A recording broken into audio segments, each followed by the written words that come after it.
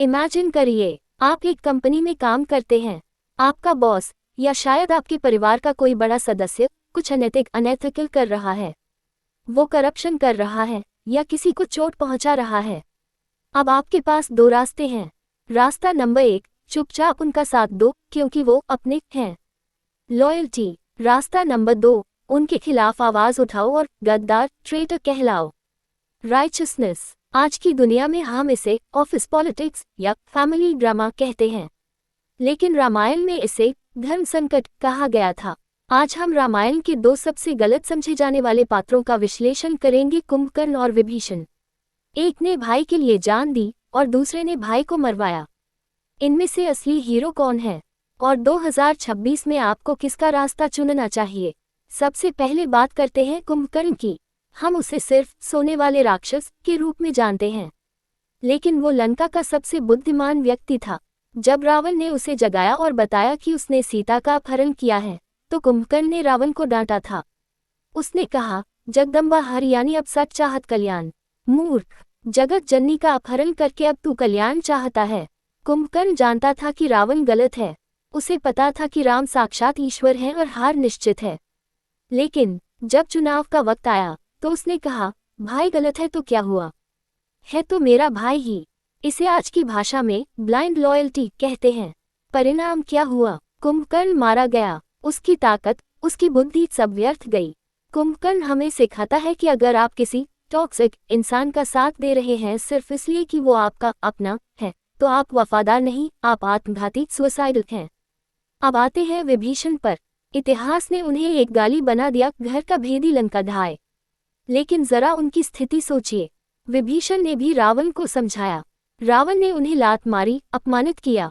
विभीषण के पास भी वही चॉइस थी जो कुंभकर्ण के पास थी, चुपचाप मर जाना। लेकिन विभीषण ने कुल, फैमिली से ऊपर धर्म, राइचसनेस को चुना। ये फैसला आसान नहीं था। अपने सगे भाई, अपने देश, अपने लोगों को छोड़कर दुश्मन के खेमे में जाना, इसके लिए पत्थर का जिगर चाहिए। विभीषण भगोड़ा नहीं था। वो जानता था कि अगर रावण जीता तो लंका वैसे भी पाप से नष्ट हो जाएगी। लंका को बचाने का एक ही रास्ता था, रावण का अंत। जब विभीषण राम की शरण में आए तो सुग्रीव और लक्ष्मण ने कहा, ये जासूस है, इस पर भरोसा मत करो। जो अपने भाई का नहीं हुआ वो हमारा क्या होगा? ये वो ही सवाल है जो आज भी विभीषण पर उठता है। लेकिन प्रभु श्री राम का जवाब सुनिए। उन्होंने कहा, सखा, फ्रेंड। राम ने ये नहीं देखा कि वो राक्षस है या भाई का दुश्मन।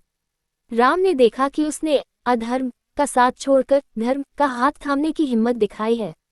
अगर विभीषण ने गद्दारी की होती तो राम उसे लंका का राजा क्यों बनाते? राम ने उसे राजा बनाया क्योंकि विभीषण ने साबित किया कि एक राजा को परिवार का नहीं, न्याय का रक्षक होना चाहिए। तो निष्कर्ष, कंक्लूजन क्या है? आज की लाइफ में हम अक्सर कुंभकर्ण बन जाते हैं। बॉस गलत कर रहा है पर क्या करें, नौकरी है। रिश्तेदार गलत है पर खून का रिश्ता है। रामायण हमें स्पष्ट बताती है, कुंभकर्ण बनकर आप इमोशनल हो सकते हैं, लेकिन आप धर्म की रक्षा नहीं कर सकते।